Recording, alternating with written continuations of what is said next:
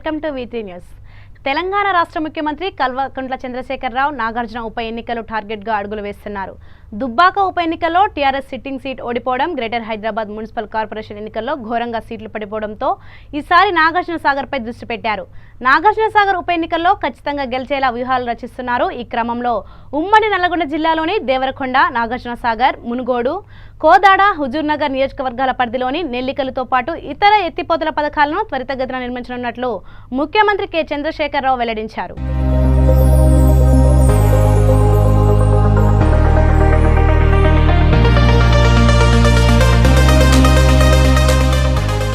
శాసన మండలి చైర్మన్ గుత్తా సుఖేందర్ రెడ్డి, మంత్రి జగదీష్ రెడ్డి, ఎమ్మెల్యేలు, ఎమ్మెల్సీలు, జిల్లా పరిషత్ చైర్పర్సన్లు, ఇతర ముఖ్య ప్రజా ప్రతినిధులతో ముఖ్యమంత్రి సమావేశమయ్యారు. ఈ సందర్భంగా నల్గొండ జిల్లాలో సాగునీటి వ్యవస్థపై చర్చ జరిగింది. వివిధ ప్రాజెక్టుల కింద కవర్ కాగా మిగిలిన ఆయకట్టుకు సాగునీరు అందించడానికి అనువుగా ₹3,000 కోట్లతో నెల్లికల్లుతో పాటు 8-9 ఎత్తిపోతల పథకాలను నిర్మించనున్నట్లు సీఎం వెల్లడించారు. ఈ ఎత్తిపోతల పథకాలన్నిటికీ ఒకే చోట శంకుస్థాపన చేయాలని నిర్ణయించారు. ఈ నెల 10న మధ్యాహ్నం 12:30 నెల్లికల్లులో ముఖ్యమంత్రి కేసీఆర్ ఎత్తిపోతల పథకాలకు శంకుస్థాపన చేస్తారు. మధ్యాహ్నం 2 గంటలకు హాలియాలో జరిగే టీఆర్ఎస్ పార్టీ బహిరంగ సభలో ముఖ్యమంత్రి కేసీఆర్ ప్రసంగిస్తారు. ఫిబ్రవరి నెలాఖరు లేదా మార్చి మొదటి వారంలో నాగార్జున సాగర్ ఉప ఎన్నిక నోటిఫికేషన్ వెలువడుతుందని టీఆర్ఎస్ భావిస్తోంది. సాగర్ ఉప ఎన్నిక నోటిఫికేషన్ వెలువడక ముందే రాష్ట్ర స్థాయిలో నామినేటెడ్ పదవుల భర్తీ ప్రక్రియను పూర్తి చేయాలని పార్టీ అధినేత కేసీఆర్ నిర్ణయించారు. ఈ మేరకు రాష్ట్ర స్థాయిలో నామినేటెడ్ పదవులు ఆశిస్తున్న నేతల జాబితాను క్రోడీకరించినట్లు తెలిసింది. ఎమ్మెల్యేలకు కూడా రాష్ట్ర స్థాయి నామినేటెడ్ పదవుల్లో చోటు కల్పిస్తామని సుమారు ఏడాదిన్నర క్రితం కేసీఆర్ ప్రకటించిన ఆ హామీ ఆచరణకు నోచుకోలేదు. ఈ నేపథ్యంలో నాయకుల్లో అసంతృప్తిని తొలగించేందుకు నామినేటెడ్ పదవుల భర్తీ ప్రక్రియ ఉపయోగపడుతుందని కేసీఆర్ భావిస్తున్నారు. కేటీఆర్ తో భేటీ సందర్భంగా నల్లగొండ జిల్లాకు చెందిన నేతలు కూడా ఇదే అంశాన్ని ప్రస్తావించగా ఫిబ్రవరి 3వ వారంలోగా నామినేటెడ్ పదవుల భర్తీ పూర్తి చేస్తామని కేటీఆర్ హామీ ఇచ్చినట్లు తెలిసింది. వరంగల్, నల్లగొండ, ఖమ్మం పట్టభద్రుల నియోజకవర్గ టీఆర్ఎస్ అభ్యర్థిగా సిట్టింగ్ ఎమ్మెల్సీ పల్లా రాజేశ్వర్ రెడ్డి మరోమారు పోటీ చేస్తారని పార్టీ అధిష్టానం నిర్ణయించింది. ఓవైపు పల్లా క్షేత్ర స్థాయిలో పర్యటిస్తూ వివిధ వర్గాల మద్దతు కూడగట్టే ప్రయత్నం చేస్తుండగా మరోవైపు కేటీఆర్ కూడా ఉమ్మడి జిల్లాల వారీగా భేటీలు నిర్వహిస్తున్నారు. గతేడాది డిసెంబర్లో ఉమ్మడి వరంగల్ జిల్లా ఎమ్మెల్యేలు, ఎమ్మెల్సీలు, ఇతర ముఖ్య నేతలతో పట్టభద్రుల నియోజకవర్గ ఎన్నిక వ్యూహంపై కేటీఆర్ సమావేశం నిర్వహించారు.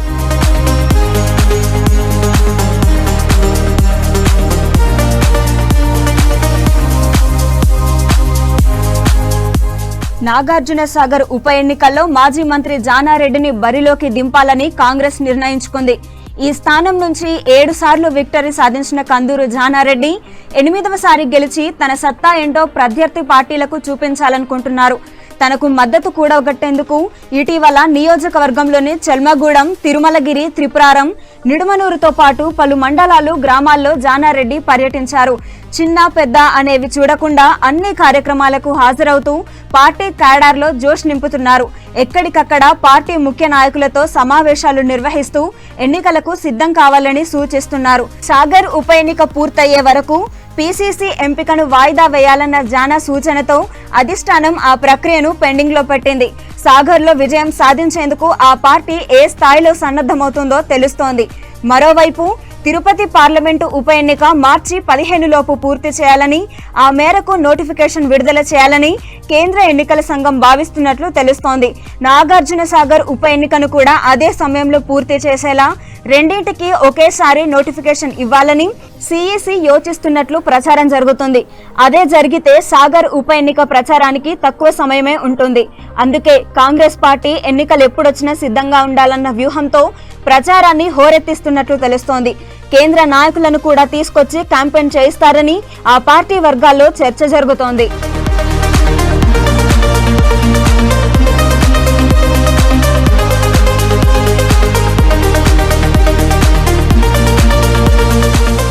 ఇక టీఆర్ఎస్ తరపున ఇక్కడ ఎవరు పోటీ చేస్తారన్నది ఇంకా తెలియరాలేదు. సిట్టింగ్ ఎమ్మెల్యేగా ఉంటూ చనిపోయిన నోముల నరసింహయ్య కుటుంబ సభ్యులకు సీటు ఇస్తారా లేక మరొకరిని తెరపైకి తీసుకొస్తారా అన్నది సస్పెన్స్ గా మారింది. సిట్టింగ్ స్థానాన్ని నిలబెట్టుకోవటానికి అధికార టీఆర్ఎస్ కూడా వ్యూహాత్మకంగా అడుగులు వేస్తోంది. దుబ్బాక జీహెచ్ఎంసీ ఎన్నికల ఫలితాలతో కంగుతిన్న కారు పార్టీ ఇక విజయం సాధించి బీజేపీ స్పీడ్ కు బ్రేకులు వేయాలనుకుంటోంది. నోముల నరసింహయ్య కుటుంబానికి టికెట్ ఇస్తుందా లేక వేరెవరినైనా బరిలో దించుతుందా అన్నది ఇంకా తేలలేదు. ఈ క్రమంలో శాసన మండలి చైర్మన్ గుత్తా సుఖేందర్ రెడ్డి పేరు ప్రముఖంగా వినిపిస్తోంది.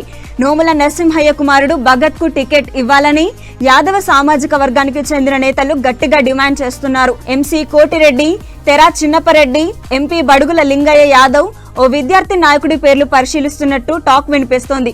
అయితే సాగర్ ఉప ఎన్నికపై ఇటీవల జరిగిన టీఆర్ఎస్ అంతర్గత సమావేశంలో సీఎం కేసీఆర్ కాంగ్రెస్ కు ఎడ్జ్ ఉందని చెప్పినట్లు ప్రచారం జరుగుతోంది. ఇది బీజేపీని ఇరుకున పెట్టేందుకే టీఆర్ఎస్ ఆడుతున్న మైండ్ గేమ్ లో భాగమా, నిజంగానే కాంగ్రెస్ పార్టీకి గెలిచే అవకాశాలు ఎక్కువగా ఉన్నాయా అనే దానిపై రాజకీయ వర్గాల్లో జోరుగా చర్చలు సాగుతున్నాయట.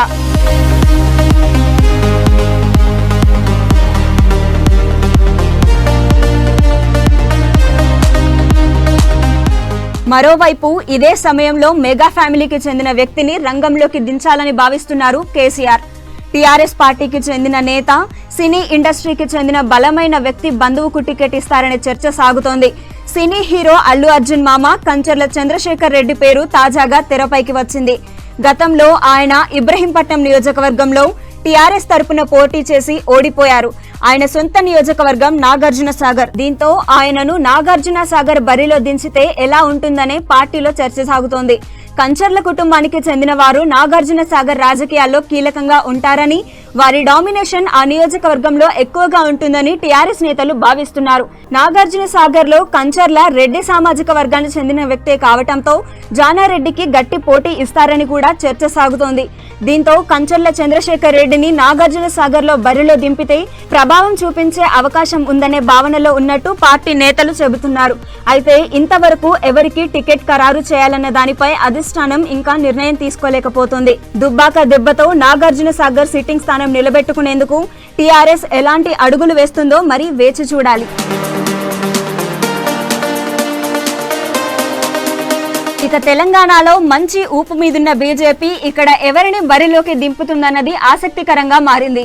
గతంలో ఇక్కడి నుంచి పోటీ చేసిన నివేదితారెడ్డి మళ్లీ పోటీ చేసేందుకు రెడీ అంటున్నారు. ఆమెతో పాటు మరో 2 అభ్యర్థులు బీజేపీ తరపున బరిలోకి దిగేందుకు సై అంటున్నారు. అయితే బీజేపీ మాత్రం నాగార్జున సాగర్ అభ్యర్థి విషయంలో కొత్తగా ఆలోచిస్తున్నట్టు తెలుస్తోంది. ఇక బీజేపీ ముందు నాగార్జున సాగర్ లో అనేక సవాళ్లున్నాయి. ఒకవైపు అధికార పార్టీని, మరోవైపు జానారెడ్డిని ఎదుర్కొంటూనే బలం చాటుకోవాల్సిన అవసరం ఉంది. ఈ ఉప ఎన్నికల్లో అభ్యర్థి ఎంపికే కమలం పార్టీకి కీలకం కానుంది. ఇప్పటికే జిల్లాకు చెందిన పలువురు ఆశావహులు ఎవరికి వారుగా ప్రచారం చేసుకుంటూ తామే బరిలో ఉంటున్నట్లు సంకేతాలిస్తున్నారు. టీఆర్ఎస్ లో టికెట్ ఆశించి భంగపడిన వారికి ఎవరికైనా గాలం వేస్తారా లేక సమీకరణాలను దృష్టిలో పెట్టుకుని యాదవ సామాజిక వర్గానికి చెందిన వారిని బరిలో దించుతారా అన్నది ఆసక్తిగా ఉంది. బీజేపీ నాయకురాలైన విజయశాంతి పేరును బీజేపీ పరిశీలిస్తుందని సమాచారం.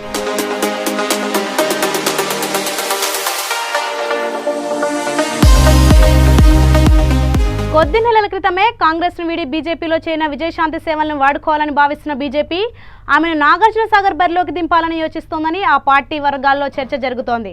అందరికీ తెలిసిన అభ్యర్థి బరిలో ఉంటేనే తమకు మంచి ఫలితాలు వస్తాయని, కాంగ్రెస్ టీఆర్ఎస్లకు గట్టి పోటీ ఇచ్చిన వాళ్ళమవుతామని బీజేపీ భావిస్తోంది. త్రిముఖ పోటీల్లో ఓట్లు చీలతాయని, ఆ మేరకు ఎన్నికల వ్యూహం రచించాలని ఆలోచిస్తున్నారట కమలనాథులు. మరి జానారెడ్డిని ఎదుర్కొనేందుకు టీఆర్ఎస్ బీజేపీలు ఎలాంటి అస్త్రాలను సంధిస్తాయో, ఎవరిని బరిలో దించుతాయో చూడాలి మరి. సో ఇవి ఇప్పటివరకున్న అప్డేట్స్. మరిన్ని అప్డేట్స్ కోసం చూస్తూనే ఉండండి V3 న్యూస్.